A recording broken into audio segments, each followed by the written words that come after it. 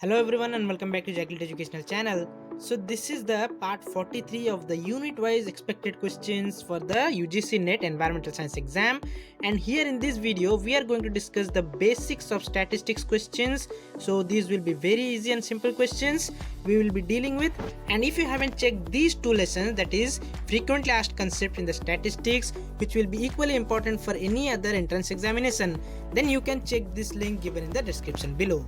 So without wasting much time, let's start today's video. So we will do the questions. After reading the question, I will let you know what is the correct answer. Then the question is the variance for the given value. So these are the values given. So we have to find the variance according to the given value of the data. So here you can't simply see and tell the question's answer. So we should know how to solve this kind of question. So the concept we should know that to find the variance, the formula is there is two kinds of variance. One is population variance, the other is sample variance. Yes, when a sample is taken from the population, it is called the sample. So that will be the sample variance if you want to find. But if we're taking the total population, then we will find the total population variance. So there is a slight difference. So we will know. First of all, to find the variance, the formula is summation of xi, that is the value of ith term, that is each term we have to know, and then we have to subtract it by the mean population. So population mean we have to find out initially, then only we can proceed for the population variance. So we have to subtract each value with the mean, and then we have to square that. So similarly we will do for each of the value. So that will be the summation of all the mean subtracted from the value to the power 2, that is the whole square, divided by n, that is the number of population, that means the population size. So what is the population size? The number it will be given, so we will simply divide that. But if it is in case of sample variance, then we will do n minus 1. So why n minus 1? Because n will be the sample size, and if we are doing for the sample, not for the population, then we have to subtract minus 1. So this is the only difference. So we'll know how to do this one. So here no need to do and calculate for the mean, because this thing we have to find and we have already got here. So we have to simply add them. So after adding them, we will get this value. So it is also given.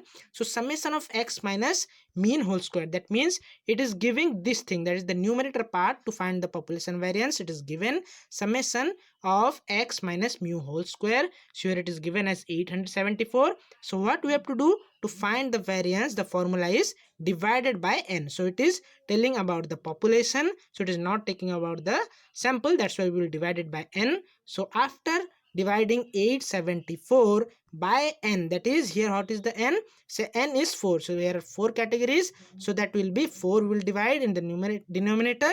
So after dividing that, we will get the value as 218.5, which will be the correct variance of the given value of this data. So in this way we can solve any question. So let's move to the next kind of question. So the next question is coming out from the ticket numbers of different number. So here the question is tickets number 1 to 20 are mixed up. So there are 20 tickets numbered as 1, 2, 3, 4, 5, 6, likewise till 20, and they are mixed up. And then a ticket, that means a single ticket, is drawn at randomly. So what is the probability that the ticket drawn has a number which is a multiple of 3 or 5? So we have to find it, that numbers are from 1 to 20, and if we are picking one ticket from that slot, then what is the probability that the number which we will get is the multiple of 3 or 5? So here the correct option will be option number D, 9 by 20 will be the probability. So how we will know? So let's move to the next slide. So the concept is we should know what is the total sample size. So that means if we are mixing 1 to 20 numbers, then what will be the numbers which are the multiple of 3 or 5? First we will write it down.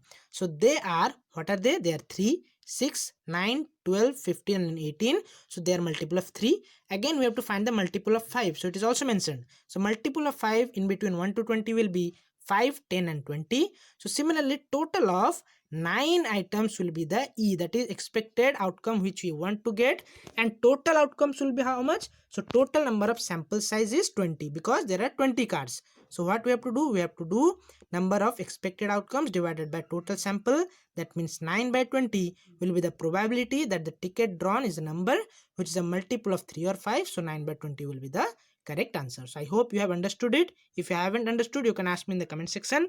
So this was very simple. Let's move to the next question.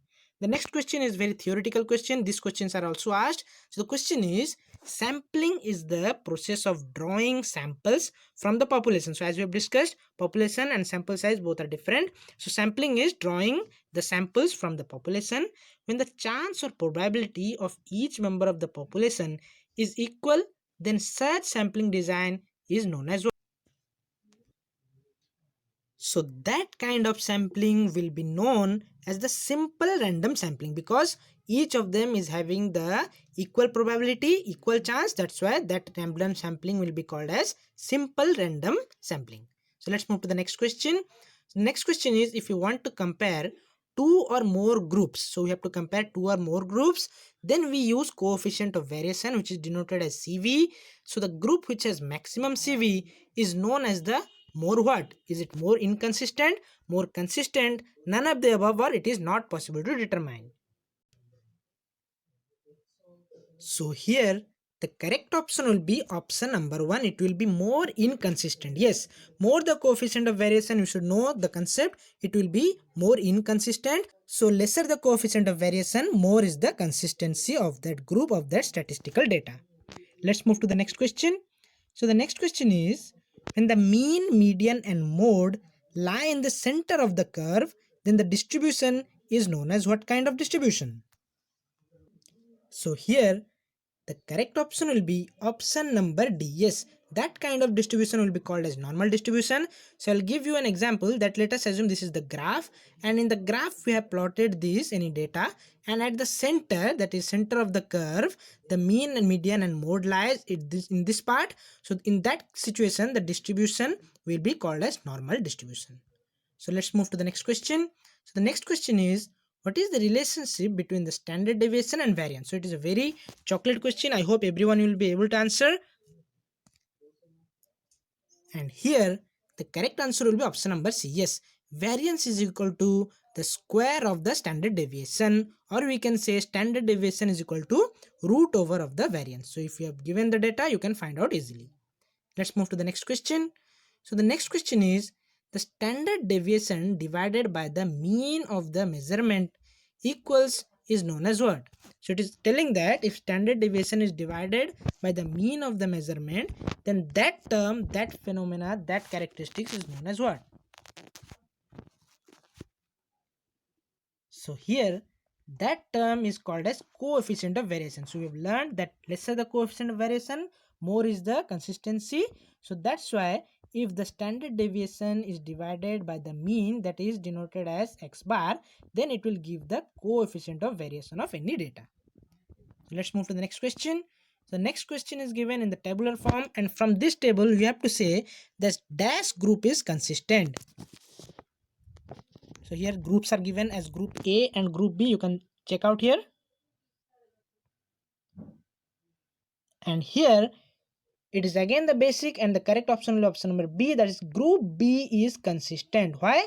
Because the CV, that means what? CV means, here we have learned that the coefficient of variation which we get by standard deviation by mean, if that is lesser, then the consistency is more. So here in this case, as you can see in B, coefficient of variation is lesser than the A1. So A is 15, B is 12.5. So that's why B will be more consistent in comparison to A.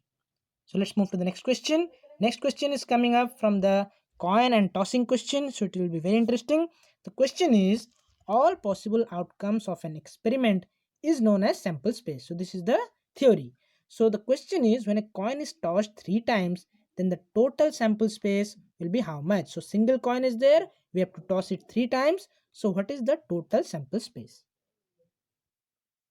So here the correct option will be option number C. Yes, total sample size will be 8, and we will know how it is 8. So here is the concept to know this one. So all the possible outcomes is known as sample space, and we will note down what are the possible outcomes.